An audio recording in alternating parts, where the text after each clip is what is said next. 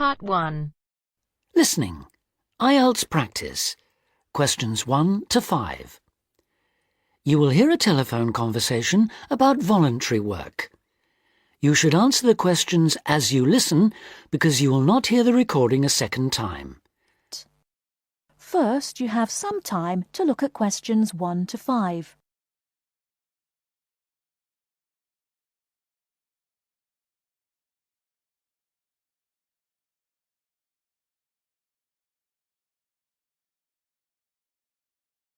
Listen carefully and answer questions 1 to 5. Hello, Volunteers Worldwide. How can I help you? Hello. I'm ringing to find out about opportunities for doing volunteer work. Could you give me some information, please? Yes, certainly. But before I do, I need to ask you for a few personal details. That's just because the opportunities open to you are dependent on your age and on what qualifications and skills you have. That's fine. So, if you could just start by telling me your name and age. Okay. My name's Ben Opperman, and I'm 22 years old. Okay, and what qualifications do you have, Ben? I've got a BA degree in social studies. That was from the University of Kent, and I'm a qualified teacher. I've just completed my PGCE, my postgraduate certificate in primary education. And you're interested in doing unpaid voluntary work rather than a full-time job with our organisation? Yes, that's right. I'd like to do voluntary work before I start looking for a more permanent job. How long were you hoping to work for us for? I was thinking of 2 years at most. Okay. Well, for people in your age group, we have 2 programmes: Global Youth Contact and Youth for Action on Development. GYC, Global Youth Contact, is a 6-month exchange programme which provides opportunities for young people from different countries to work together in local communities. I see. But that's only a 6-month programme. That's right. But our other programme, Youth for Action on Development, requires people to volunteer for a year at least. On this programme, most of the placements are for 12 or 18 months. That'd be the programme I'd go for. OK. Now, do you have any other skills or special interests that might be useful for the kind of work we do? Well, I've done a lot of conservation work in the area where I live. Good, that's useful to know. And I belong to a wildlife protection group. Right, that could be very helpful. Before you hear the rest of the conversation, you have some time to look at questions 6 to 10.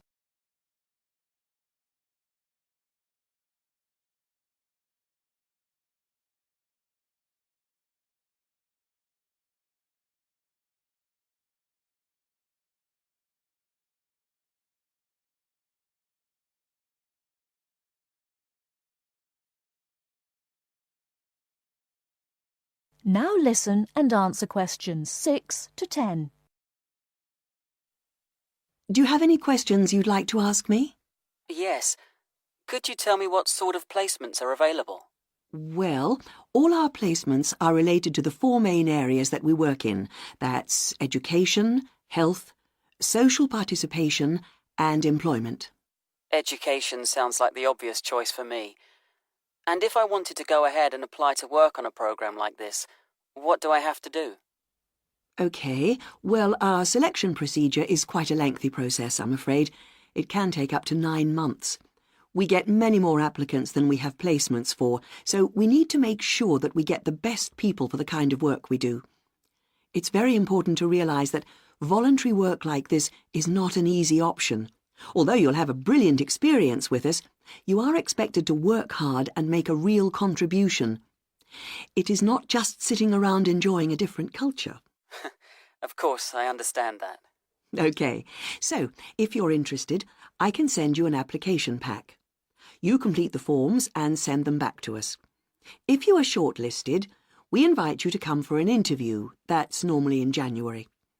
Assuming you're successful, we then start looking for a suitable placement. While we're doing this, we ask you to raise some funds of your own, so that you end up contributing about 2/3 of the cost of your training and travel. OK, fair enough. I suppose people get sponsorship, do they? Yes, lots of volunteers do that. Then in June, we ask you to come to our headquarters for a week's training. This starts with general training, which is applicable to all volunteers. It includes topics like how to fit into new cultures, looking after yourself mentally and physically, and how to go about relating to the kinds of people you'll be working with. And then you'll have sessions related specifically to your placement. We'll tell you about the country and the area you'll be going to, about the problems and difficulties to expect, and about the kind of responsibilities you'll have once you're there. And when does the work start? It depends, but generally speaking, placements start in September and run for up to 18 months. Sounds brilliant. Could you send me an application pack, please? Yes, certainly. If you'd like to give me your address. OK, it's 29 Park Street. That is the end of part 1. You now have half a minute to check your answers.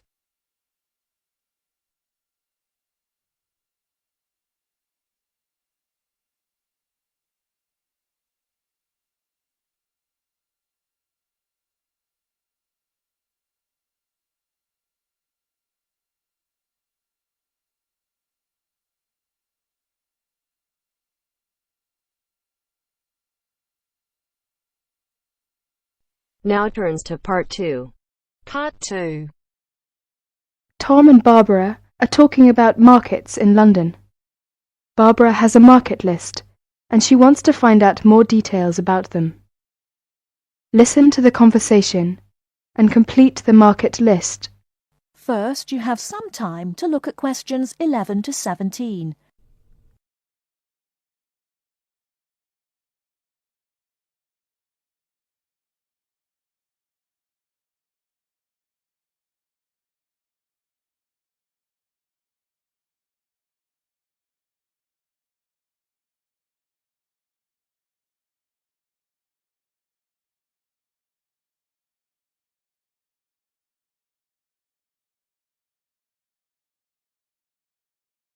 Now, listen carefully and answer questions 11 to 17. Hi Barbara, what will you do this weekend? Well, I'd like to do some shopping, but I have no idea where to go. I've only been here a few days. I was told London is an expensive place to live. Yes, but that's not completely true. London can be an expensive place to live, but if you shop in the right places, you can live relatively cheaply. Is that true? Could you tell me something about the shops? All right. You know, food tends to be cheapest in the big supermarkets, like Sainsbury's and Tesco's. Most of them have quite a good variety of food and household items. You can buy your fruit and vegetables on the street. You will find these street markets in almost every part of London. You can also buy clothes, shoes, and household items in these markets for a real bargain. Have you got a market list provided by the Student Union? Yes, here you are. This might give you some ideas. Let me see. E Street, SE17. This market sells cheap food, clothes and hardware. It's open from 8 a.m. to 5 p.m. Yes, but how can I get there? You can take the Underground. We call it the Tube. You see, there is a tube station on the list. Let me see. Yes, it's Castle Station. Right. You can get off at the castle. Good. Look at Leather Lane, WC1. Yes, that's a good central London market for clothes, food and hardware. It opens at lunchtimes from Monday to Friday. It's near Chancery Lane Station. Well, what about the one in Petticoat Lane? Oh, Petticoat Lane E1. It sells clothes, shoes and household goods. It opens only on Sunday mornings from 9 a.m. to 12 noon. Yes, we can get off at Aldgate Station. OK, what about the one in Walthamstow? E17. Oh, that's a big market for clothes and food. It's open between 9 a.m. to 4 p.m. on Mondays to Saturdays. except Wednesdays and Sundays. Let me see. Yes, we can get there on the Central Line. What about Brixton? That's Brixton SW9. It's an indoor and outdoor market with a lively atmosphere. It sells vegetables from all over the world. It opens 9 a.m. to 6 p.m. Mondays to Sundays and half days on Wednesdays. Oh, it's close to Brixton Station, very near my place. Great. It's very convenient. Tell me more detail about Camden Lock. Yes, there are several markets on Camden High Street and plenty of shops. They sell fashion clothes, jewellery, recorders and pottery. It's good for buying presents. Very close to Chalk Farm and Camden Town Station. I see. It says that it opens on Sundays only from 8 a.m. to 5 p.m. Well, I think these markets might help to keep my costs down. Well, if you need to buy new electrical goods or large household items, you can wait until the January sales, when almost all the shops sell goods at discount prices. Thank you very much for your help. Tom, shall we go to Brixton together this weekend? I'd love to. Oh, I'm afraid I've got to go to a lecture. I will ring you tonight. Bye. Okay, bye. Barbara is phoning Tom about shopping. Before you hear the rest of the talk, you have some time to look at questions 18 to 20.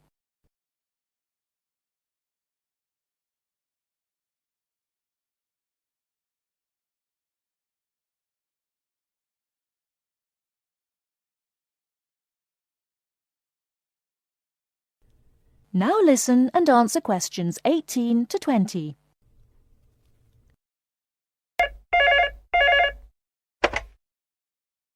(401 0625).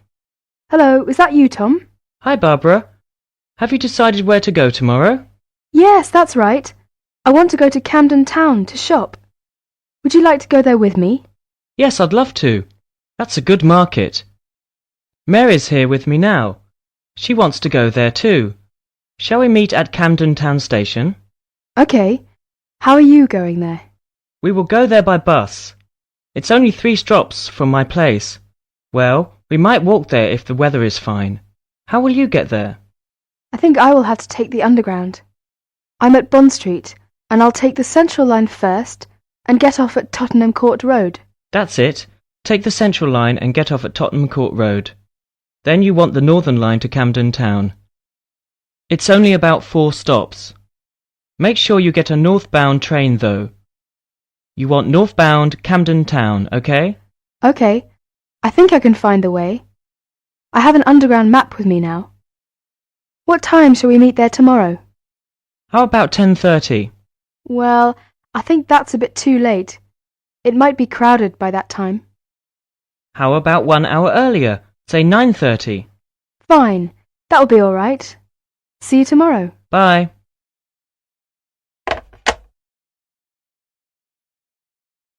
That is the end of part 2. You now have half a minute to check your answers.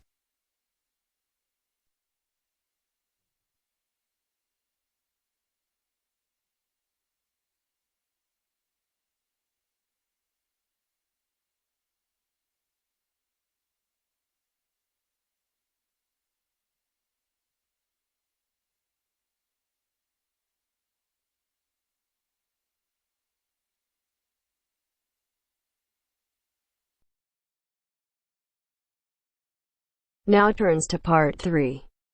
Part 3. You will hear 2 teachers talking about the work experience program for their students. First, you have some time to look at questions 21 to 25.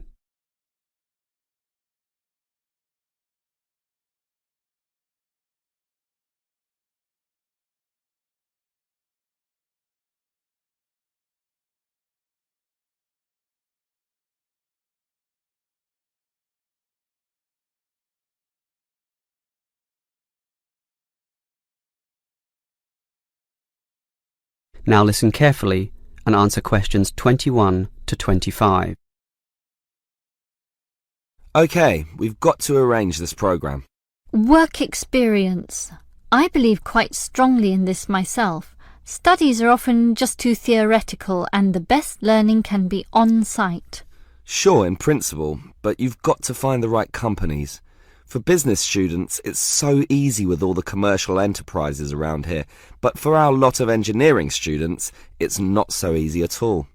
Last year's education students were easy too. We just put them all into schools.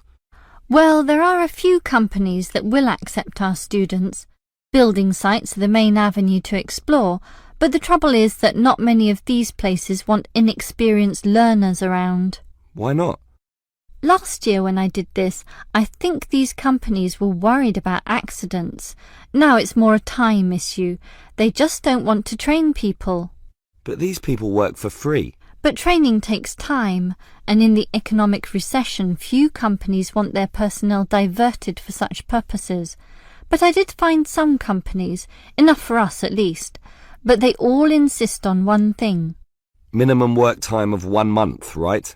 No, that the students are appropriately insured. Remember, these are building sites and there are quite a few hazards there, and we're putting untrained students, not trained students, right amongst them. So these companies want financial coverage in case of accidents. Gee, is that going to be expensive? Yes, I'm afraid so, since we live in quite a litigious society.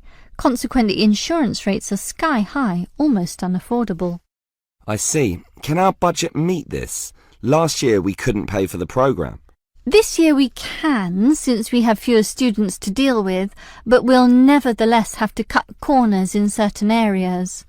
I never like it when that happens. Neither do I. In which areas do we need to economise? Well, the payment to students is not going to change. After all, they won't do this work unless they can get some money. We'll also continue to subsidise their travel as we did last year. Last year we gave them a completion bonus too. It was a big success. Made them go through the whole month. But not this year. We'll impress upon the students that possible failure could result if they don't finish the whole term. OK, I trust that will work. Before you hear the rest of the conversation, you have some time to look at questions 26 to 30.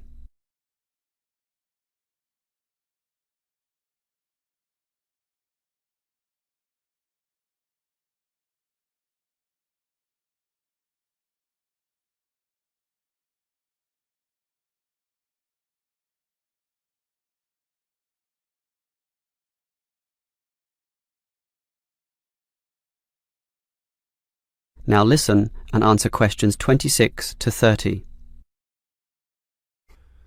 The most important issue for me about this work experience programme is which companies are getting involved, and that was your job. What companies did you find? Right, 4 companies are prepared to help out. Hepplewhite Distilleries, AJ & Sons Engineering, Johnson Demolition, and Sansoni Security. How many students can they take? Hepplewhite can take 6. 6? Sorry, 5. It's limited at the moment by the winter, since beer drinking is lower around this time. As for AJ & Sons, that would be 7. Last year it was 17. Not this year, I'm afraid. The other 2 places are 6 and 6, which makes up everyone, 24 of them. Right.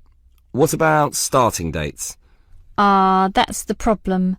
They cannot all start and finish on the same date, which makes this a little hard to dovetail with the academic semester.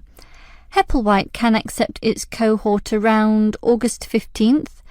AJ are a little later, starting 5 days later, in fact. The 20th? Actually, the 21st is what they said. And the other 2? The demolition company can start earlier, the start of the month, the 1st, and the security firm will start 3 days later on the 4th. OK, that sounds good. And will all our students work for 1 month? Well, remember, it doesn't have to be a full month, but just long enough to meet syllabus requirements. So, how long is Hepplewhite going to use these students? They said 3 weeks, maybe 4 weeks if we want it. We want it. Tell them the longer option is necessary. Sure. I think they'll accept that. The students will probably buy some of their product, which will make the owners happy. As for the engineering company, it's giving 24 days. That's fine. And the demolition company? They're saying 2 weeks, 14 days. Impossible. The students can't complete their projects in such a short time. You'll have to be stronger. Tell them minimum 18 days. All right. The owner seems reasonable. He'll probably accommodate us if I throw in a few incentives. That leaves the security company, which is offering... Let me guess. 3 weeks, 21 days. Almost 22. Ha! I was close with my guess of 21. Just 1 day off.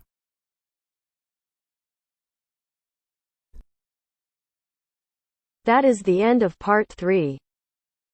You now have half a minute to check your answers.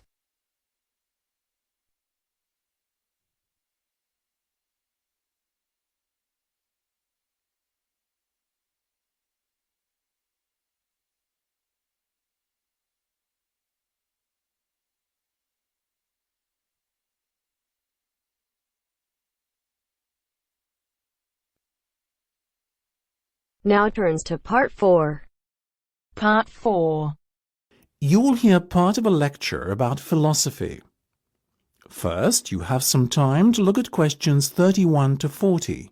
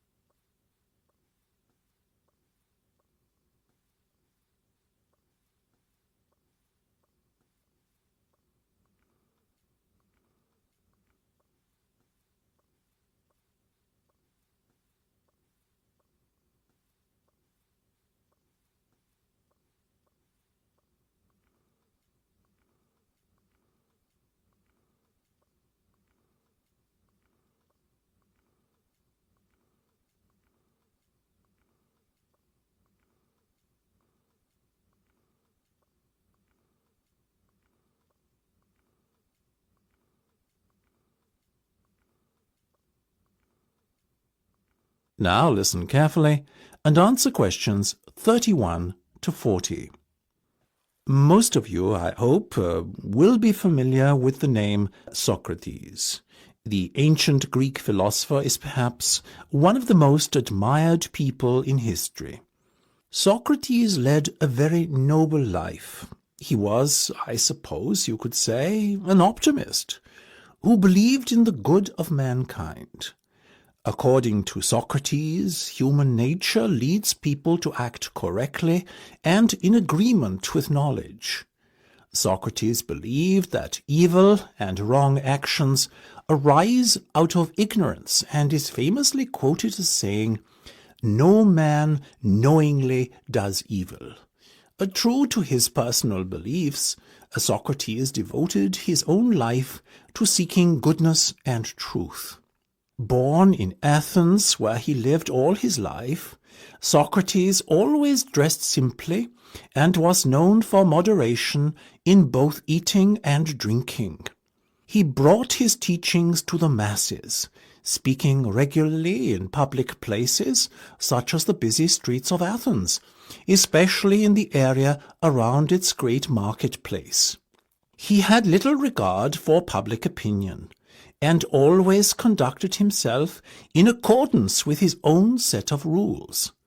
Socrates built up a reasonably large following of Athenians looking to learn from his seemingly endless wisdom. But he also had a good many enemies who mistrusted him on account of his unorthodox views on subjects such as religion. Socrates' enemies were what you would call the wrong type of enemy, being powerful and influential Athenians.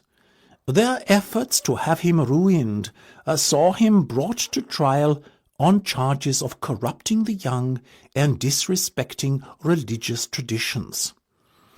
In the trial, Socrates defended himself, claiming that he had done nothing more sinister than enlighten people with a clearer knowledge of the truth, which is essential for the correct conduct of life. He made some remarks aimed at the ruling establishment, suggesting that those who are elected are not necessarily fit to govern effectively. Socrates himself had long ago become disenchanted with the materialistic ways of the upper class. Unfortunately, his views were seen as an attack on democracy and the electoral process, so the jury found Socrates guilty as charged and sentenced him to death. It is thought that many members of the jury resented his unbending pride, and that this may explain the harshness of the punishment handed down to him. Despite being given several opportunities to escape prison, Socrates resisted, and carried out his sentence calmly by drinking a cup of hemlock poison. During his life, Socrates introduced the idea that there are a set of universal standards by which people should be judged. His method, known as the Socratic method, involved discussion between two or more people around some key term. In theory, those party to the discussion should all define the term in the same manner. However, his studies found that this was seldom the case. Socrates encouraged his followers to engage in such discussions with the goal of trying to proceed from less adequate definitions to more accurate definitions over time, the ultimate goal being a true and universal definition that could not be contradicted by anyone. This method tended to expose the ignorance of the Athenians of his day. It showed that many things that they assumed true were in fact false. Socrates also used irony to expose people's ignorance of key concepts. That is, he claimed to differ from others in recognizing that he himself was ignorant. His insistence on ignorance reminded other people of their own ignorance, but won him few friends in high places. That is the end of part 4.